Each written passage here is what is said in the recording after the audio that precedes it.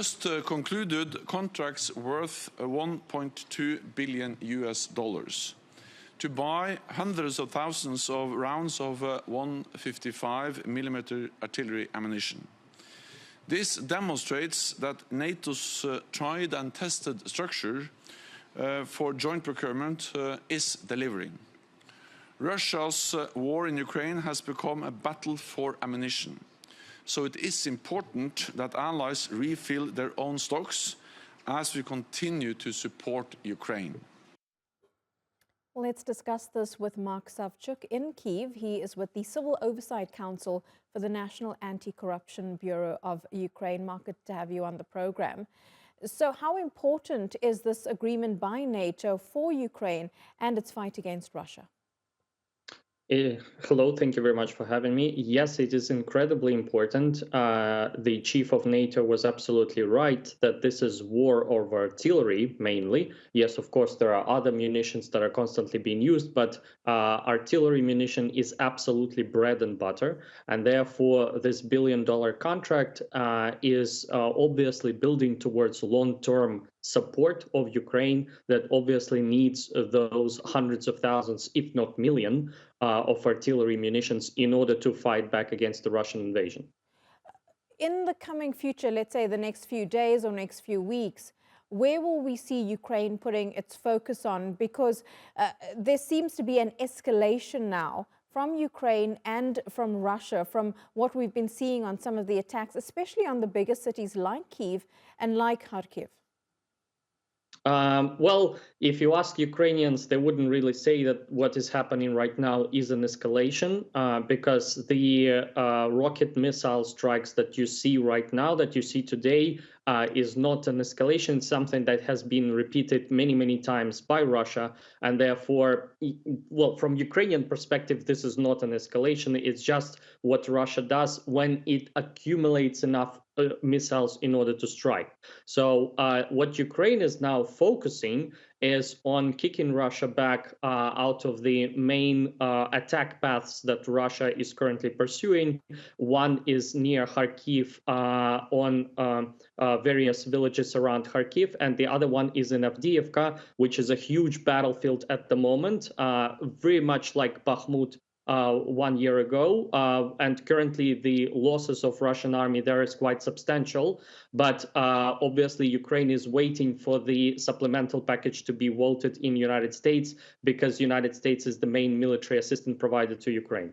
When you talk about the attack paths, what are the challenges that Ukraine is facing in those particular areas by the Russian military? That's a great question. So the main problem right now is that Ukraine is not being supplied by United States at the moment, because United States hasn't voted a Ukrainian supplemental in December 2023. This is when it should have been voted, and it hasn't been voted since. Yes, the Senate should have the text of this new law this week, but since January the 1st, I think both Anthony Blinken and Kirby both said that the U.S. supplies to Ukraine have ended, basically. And so Ukraine currently is extremely undersupplied militarily. Therefore, the main problems for Ukrainian army right now is the huge deficit in artillery munitions and other munitions and equipment that we should have got, because this law should have been voted in December, but we still don't have right now. Therefore, Ukrainian forces at the moment are stretched, and Putin knows that, and that's precisely why he's pushing in so hard right now. This is the main challenge of Ukrainian army. Mark, is there a sense in Ukraine that a possible change in leadership in the United States, we have elections there coming up in November, is going to affect Washington's continued support for Ukraine?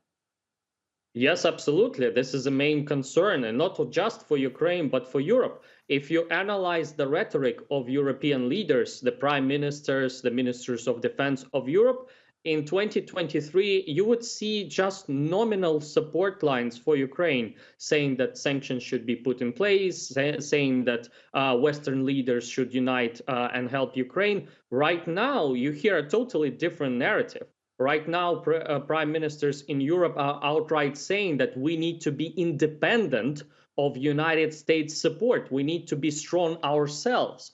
So Europe is really feeling that United States can literally abandon them in case Trump becomes the new president of United States. And this is exactly what he said on numerous occasions, that if Russia will attack you, I will not come for your help. And therefore, what I think right now is changing is that slowly, finally, we get the understanding from European leaders that they need to be self-sufficient when it comes to defense, and therefore increase a lot of military expenditure in order to procure enough weapons and ammunition to be self-sufficient when it comes to defense, which is, of course, a completely correct way of thinking. Your defense should never be outsourced to anyone but your own military forces. This is the only way you can 100% guarantee the security of your own people. And that's what Ukraine has been saying for a long time. Mark Savchuk in Kyiv, thank you so much for breaking that all down for us and putting it into context.